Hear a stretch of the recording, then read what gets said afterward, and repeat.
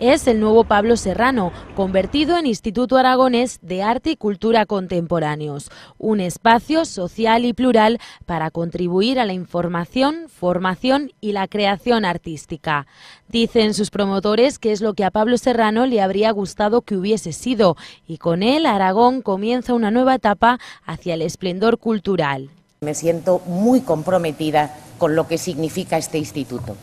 Un instituto que lo soñamos en los 90 y que lo podemos tener en el 2010.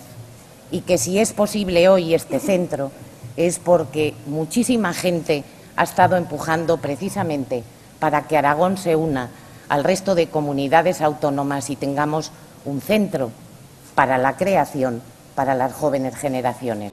Autoridades y personajes del mundo de la cultura han sido los primeros en descubrir sus secretos, desde salas donde sentir y conocer el espíritu del maestro hasta otras dedicadas a artistas de vanguardia.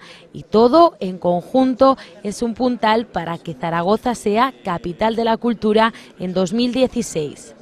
Son todo realidades dentro de las cuales el Pablo Serrano tiene un papel especial. Yo diría que es algo así como el gozne, la bisagra, la piedra angular que une los equipamientos culturales de la ciudad histórica con los equipamientos culturales de la ciudad innovadora, de la ciudad contemporánea.